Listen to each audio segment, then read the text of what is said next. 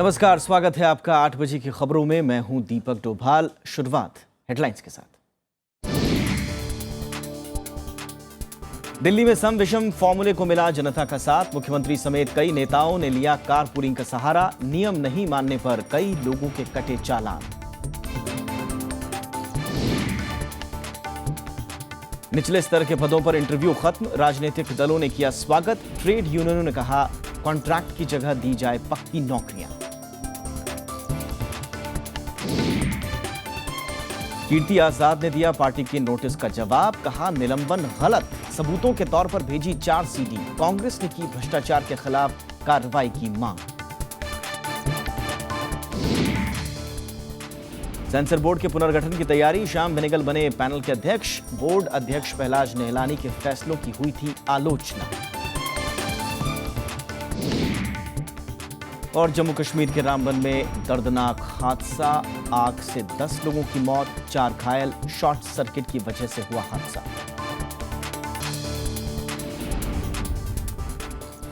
और बुलेटिन की शुरुआत करते हैं आज की पहली खबर से।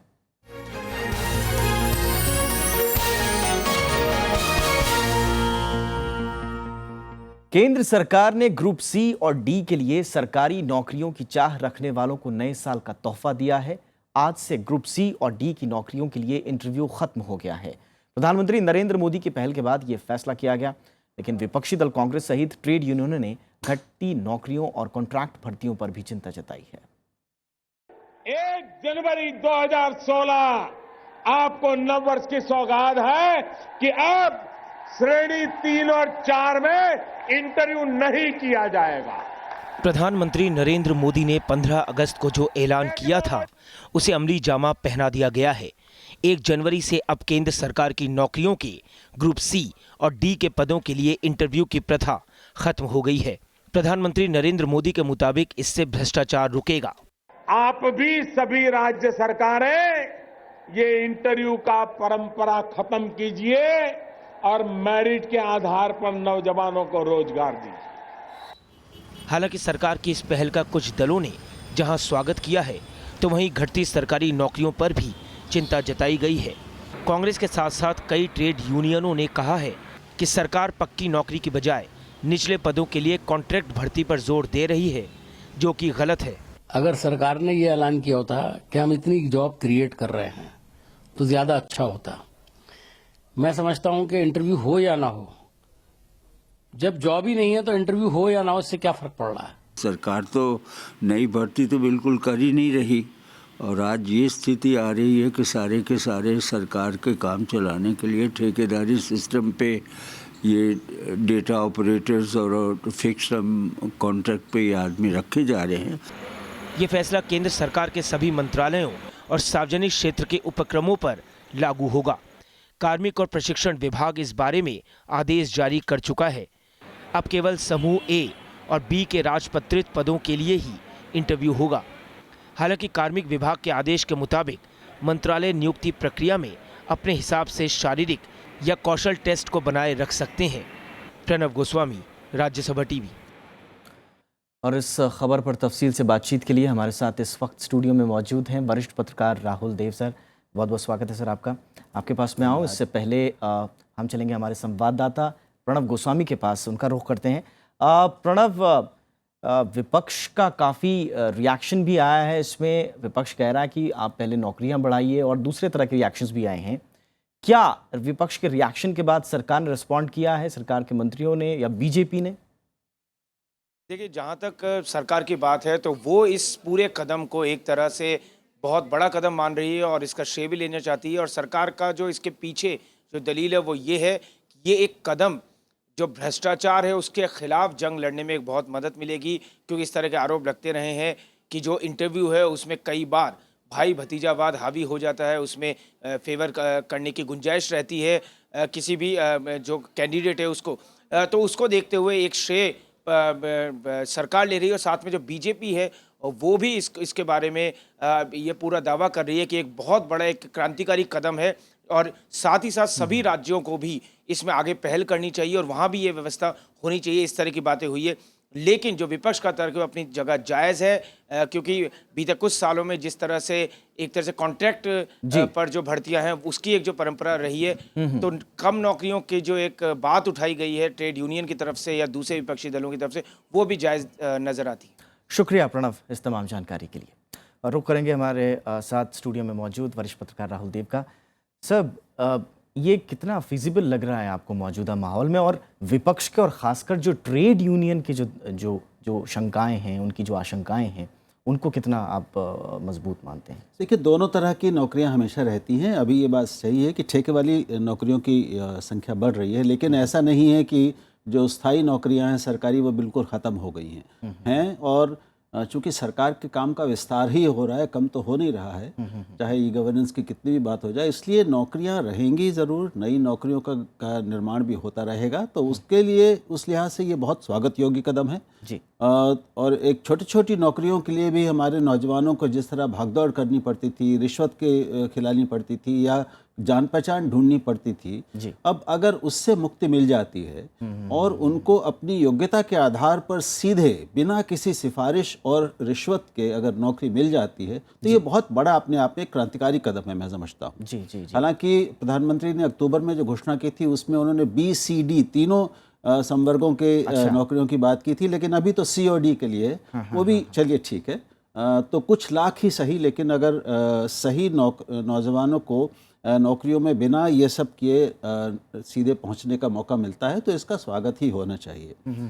साथ में इसके जुड़े हुए मुद्दे और भी हैं कि भाई सरकारी नौकरियां कम हो रही हैं या बहुत सी नौकरियां ऐसी हैं जहाँ पर उनको लैप्स होने दिया जा रहा है, नई भर्ती नहीं हो रही है।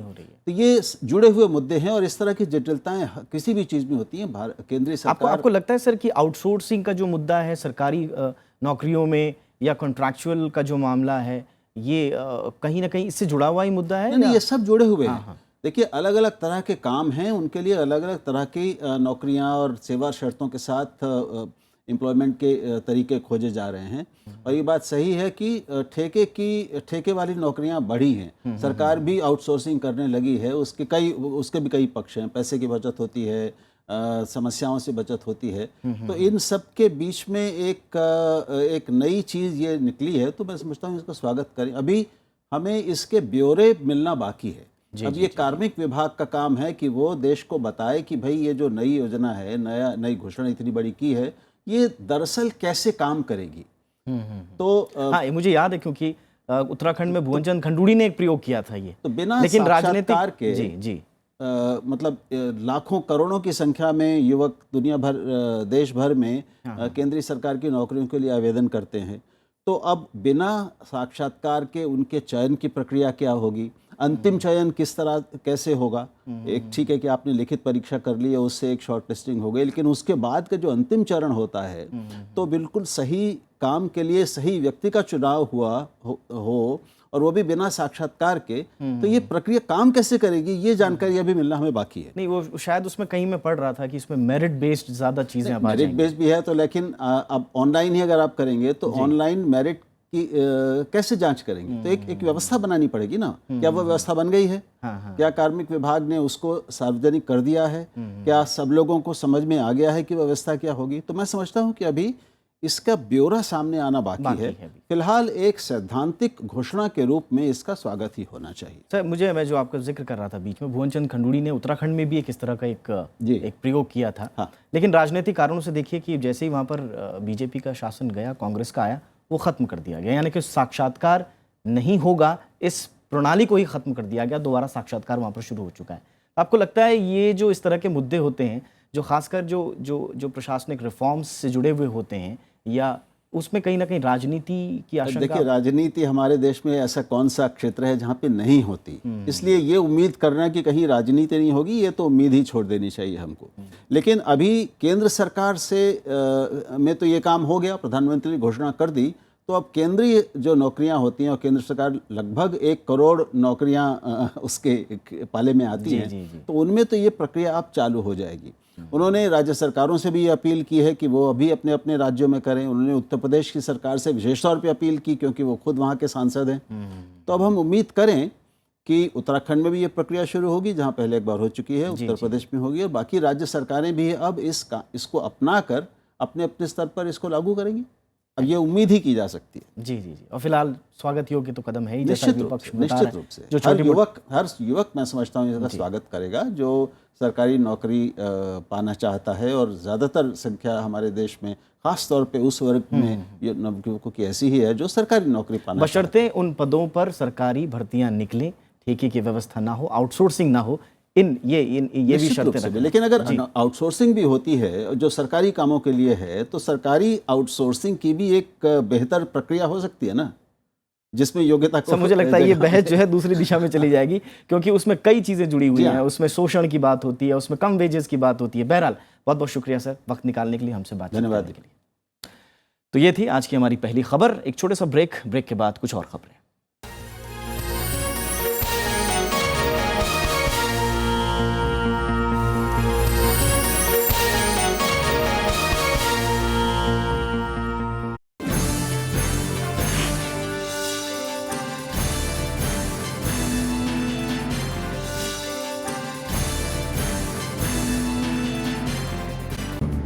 आजादी के बाद कैसे बदला परिवेश, कैसे बनी संसद, कैसे उठा देश।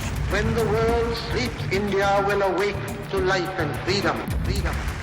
कौन थे वो लोग जो दे गए हमको शानदार विरासत, लोकतंत्र की मजबूत इमारत। राज्यसभा टेलीविजन।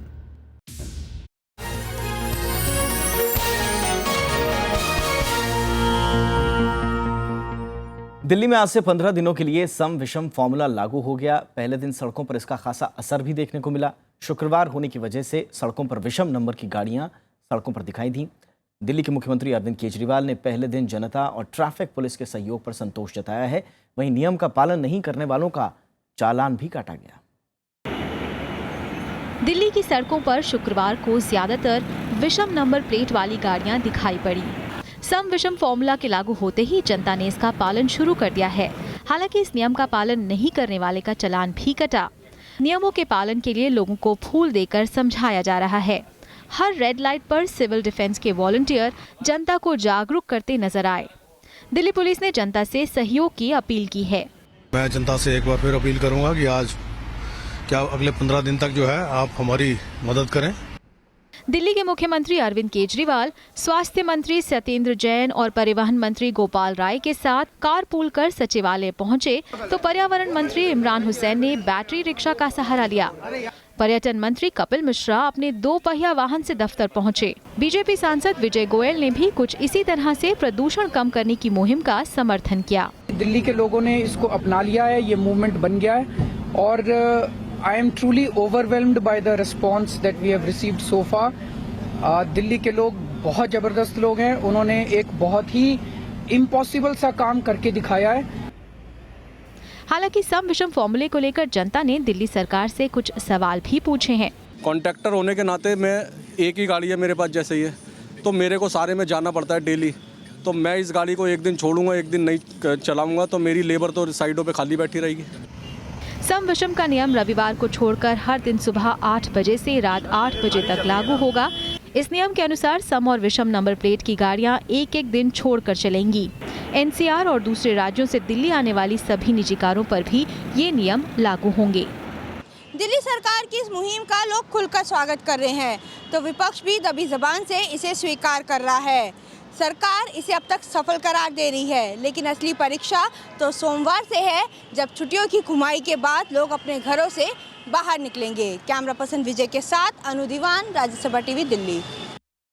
डीडीसीए विवाद की वजह से बीजेपी से निलंबित सांसद कीर्ति आजाद ने पार्टी को कारण बताओ नोटिस का जवाब भेजा है। आजाद ने सभी आरोपों को नकारते हुए अपने सस्पेंशन को गलत करार दिया।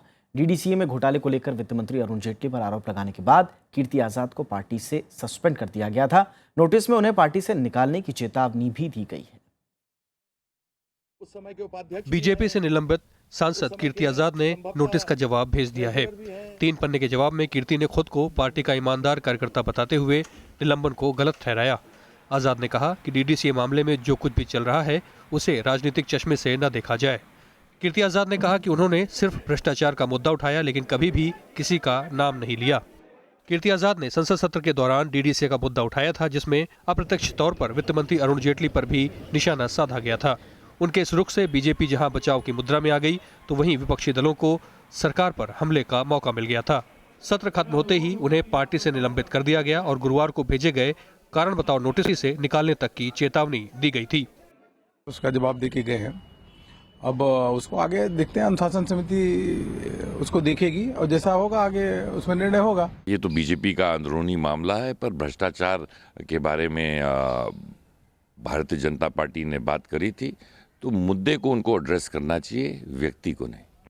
दरअसल ये पूरा मामला दिल्ली जिला क्रिकेट एसोसिएशन में भ्रष्टाचार के कथित आरोपों से जुड़ा है। वित्त मंत्री अरुण जेटली 1999 से 2013 तक डीडीसीए के अध्यक्ष रहे थे। बीजेपी के मुताबिक जेटली उस दौरान गैर कार्यकारी अध्यक्ष थे और संगठन की दिन प्रतिदिन की गतिविधियों में शामिल नहीं थे। बीजेपी ने दिल्ली सरकार की चेतन सांग की जांच रिपोर्ट को भी बचाव का आधार बनाया है, जिसमें कहीं भी अरुण जेटली का जिक्र नहीं था। Bureau report, Rajya Sabha TV. और नए साल के पहले ही दिन कांग्रेस ने सरकार की नीतियों को निशाने पर लिया है। पूर्व केंद्रीय मंत्री पी चिदंबरम और पार्टी के मुख्य प्रवक्ता रणदीप सुरजेवाला ने प्रेस कॉन्फ्रेंस करके प्रधानमंत्री के कई दावों की आलोचना की। चिदंबरम ने कहा कि प्रधानमंत्री की विदेश यात्राओं के कारण जनता खुश नहीं है। उन्होंने कहा कि सरकार के विकास के दावे झूठे हैं और राजस्व घाटे के लक्ष्य को पूरा नहीं कर पा रहे हैं। उन्होंने जीएसटी बिल को लेकर सरकार की नाकामी पर भी सवाल उठाए। कांग्रेस ने कहा कि सोनिया गांधी और मनमोहन सिंह से मुलाकात के बावजूद सरकार जीएसटी पर आपत्तियों को दूर नहीं कर पाई है। हालांकि बीजेपी ने कांग्रेस के दावों को उसकी हताशा बताया है। The Indian economy is like a car running on two wheels. Corporate balance sheets are stressed. Net sales have fallen by 5.3% and profit after tax is flat. Non-food credit growth at 8.3% is the slowest in 20 years. The economy is stuck in a groove. The government has not been able to find a way to accommodate the views of the opposition and pass the GST bill. I'm afraid the government is only to blame itself and its stubborn and unbending attitude. समस्याएं कांग्रेस से विरासत में मिली हैं। नरेंद्र भाई मोदी जी उन समस्याओं के समाधान की ओर अग्रसर हैं। विकास विरोधी, गरीब विरोधी कांग्रेस इस चीज को पचा नहीं पा रही है। कांग्रेस संसद को नहीं चलने देती है और संसद समाप्ति के बाद कांग्रेस केंद्र सरकार से सवाल पूछती है। दोहरे मापदंड हैं। 18 महीने के कार्यकाल के बाद केंद्र सरकार के पास सबसे बड़ी चुनौती वादों को पूरा करने की है। वादे वो जो प्रधानमंत्री नरेंद्र मोदी ने अपनी विदेश यात्राओं के दौरान किए हैं। 18 महीने के कार्यकाल में सभी महत्वपूर्ण देशों से व्यक्तिगत संबंध बनाना प्रधानमंत्री की विदेश नीति की सबसे बड़ी सफलता है। लेकिन इन सब के बीच चुनौती ये भी है कि विदेश यात्राओं के दौरान हुए समझौतों को देश हित में कैसे बदला जाए।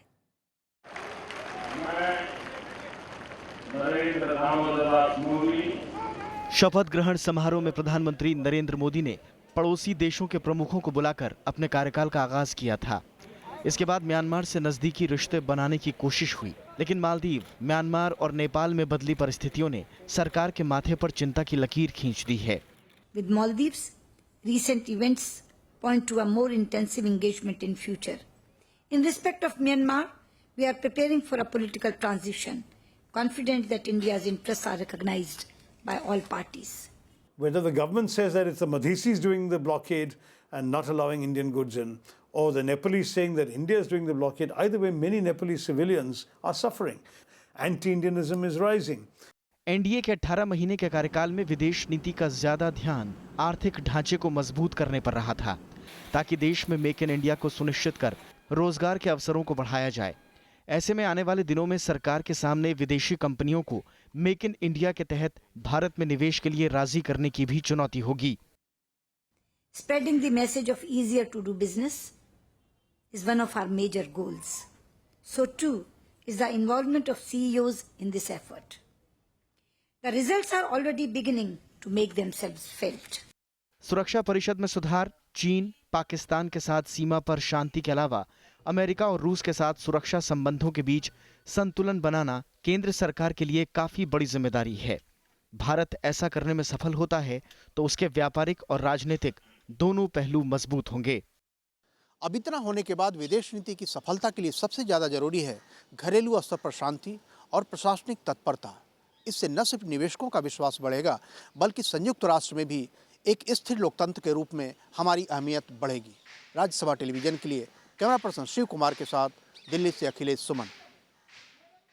भारत में बुलेट ट्रेन को लेकर रेल मंत्री सुरेश प्रभु ने इसे रेलवे में नए दौर की शुरुआत बताया है। रेल मंत्री राज्यसभा में इस योजना को लेकर उठे सवाल का जवाब देते हुए उन्होंने ये बात कही।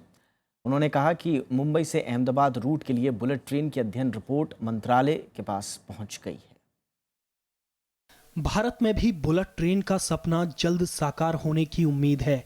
रेल मंत्री सुरेश प्रभु ने राज्यसभा टीवी से खास बातचीत में कहा कि बुलेट ट्रेन के आने के बाद से इसका निर्माण भारत में भी संभव हो सकेगा। We have a clear-cut laid-out plan independent of bullet train. Like we get part of a global supply chain because of this. We also get benefits in terms of getting the managerial ability of Japanese how to do it. This is something which we would like to bring this technology to rest of India. Rajya Sabha में उठे सवाल के जवाब में सरकार ने जानकारी दी कि बुलेट ट्रेन के 508 किलोमीटर लंबे ट्रैक की लागत तकरीबन 98,000 करोड़ रुपए होगी। ये बात समझनी चाहिए कि इसमें रेलवे ऐसा पैसा नहीं लगा रही है, सारा लोन से पैसा आ रहा है और लोन से पैसा एक स्पेसिफिक प्रोजेक्ट के लिए आ रहा है। ये रेलवे के बाकी परियोजनाओं के लिए नहीं आ रहा है। तो वो रेलवे अपना कोई भी काम जो अभी तक करती आई है या आगे कर रहेगी उसमें से कोई पैसा काट नहीं रही है। बुलेट ट्रेन के अलावा Japan international cooperation agency western dedicated freight corridor के लिए भी मदद कर रही है। सिर्फ माल ढुलाई के लिए बनाए जा रहे इस ट्रैक से माल की आवाजाही में तेजी आएगी। नवविक्रम सिंह, राज्यसभा टीवी। प्रधानमंत्री नरेंद्र मोदी ने देशवासियों को नववर्ष की बधाई दी है। उन्होंने आज राष्ट्रपति प्रणब मुखर्जी और उपराष्ट्रपति मोहम्मद हामिद अंसारी से भी मुलाकात कर उन्हें नए साल की बधाई दी। प्रधानमंत्री ने ट्वीट संदेश में कहा कि साल 2016 में शांति और सद्भावना बढ़े और लोगों के जीवन में खुशहाली आए। उपराष्ट्रपति मोहम्मद हामिद अंसारी ने बाद में राष्ट्रपति भवन जाकर प्रणब मुखर्जी को भी नए साल की बधाई दी। सेंसर बोर्ड को लेकर लगातार विवादों के बाद सरकार अब बोर्ड में बड़े बदलाव की तैयारी में है। फिल्म सेंसर बोर्ड यानी केंद्रीय फिल्म प्रमाणन बोर्ड के पुनर्गठन के लिए सरकार ने कमेटी बनाई है, जिसकी अगुवाई मशहूर फिल्मकार श्याम बेनेगल करेंगे। कमेटी में फिल्म निर्देशक राकेश ओम प्रकाश मेहरा, फिल्म समीक्षक भावना सोमैया, एड गुरु पीयूष पांडे को भी शामिल किया गया है। ये कमेटी बोर्ड की सूरत बदलने के लिए जरूरी बदलाव को लेकर 2 महीने के अंदर एक रिपोर्ट भी देगी। माना जा रहा है कि सरकार ने ये कदम खुद प्रधानमंत्री नरेंद्र मोदी की पहल पर उठाया है। वहीं फिल्म जगत सरकार के इस फैसले से काफी खुश है।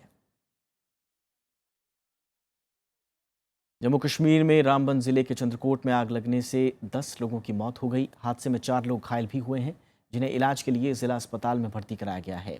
ये लोग चिनैनी के नाशरी टनल के निर्माण प्रोजेक्ट पर काम कर रहे थे। प्रोजेक्ट के पास ही में उनके सोने के लिए कच्ची बस्ती बनाई गई थी, जहां ये लोग रहते थे। मारे गए लोगों में ज़्यादातर मजदूर हैं। शुरुआती जांच में आग लगने की वजह शॉर्ट सर्किट बताया जा रहा है। पूर्व मुख्यमंत्री उमर अब्दुल्ला ने ट्वीट कर हादसे पर शोक जताया है। 31 दिसंबर की रात दुबई के एक होटल में आग लगने की वजह से 16 लोग घायल हो गए। हादसा काफ़ी बड़ा था, लेकिन जल्द ही आग पर काबू पा लिया गया। घटना के वक्त जम्मू कश्मीर के पूर्व मुख्यमंत्री उमर अब्दुल्ला भी दुबई में हादसे की जगह पर ही मौजूद थे और उन्होंने इस घटना का वीडियो बनाया और उसे ट्विटर पर शेयर किया। जिस इमारत में लगातार धुआं उठ रहा है, ये दुबई का द एड्रेस डाउनटाउन होटल है, जहां नए साल के जश्न वाली रात करीब 9:30 बजे आग लग गई थी। आग इतनी भयानक थी कि होटल की कई मंजिलें इसकी चपेट में आ गईं। इस हादसे में कम से कम 16 लोगों के घायल होने की खबर है। दरअसल ये होटल दुनिया के सबसे ऊंचे टावर बुर्ज खलीफा के पास मौजूद है और लोग यहां नए साल के मौके पर आयोजित किए गए आतिशबाजी के कार्यक्रम को देखने के लिए इकट्ठा हुए थे। तभी 63 मंजिला इमारत से धुआं निकलना शुरू हुआ। Yeah, I mean, actually we were waiting for the fireworks at the Burj Khalifa, and then there was a lot of smoke coming up, and we saw the fire here in the hotel, and also 2 explosions, and it was scary. आग सबसे पहले 20वें floor पर लगी, जो इतनी जबरदस्त थी कि देखते ही देखते पूरा होटल आग की लपटों में घिर गया, जिसके बाद होटल के आसपास अफरा तफरी फैल गई।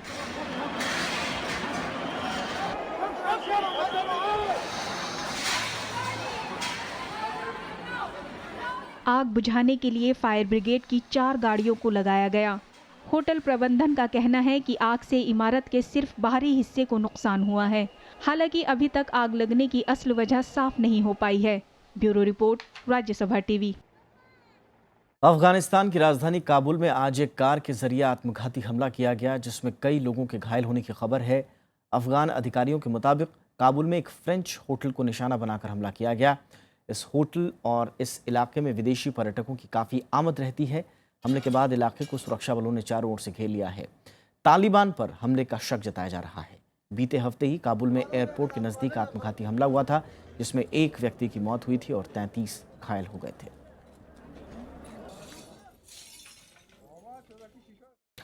इसी के साथ इस बुलेटिन में इतना ही, लेकिन जाते जाते देश और दुनिया की कुछ अहम खबरों के साथ आपको छोड़ जाते हैं। नमस्कार।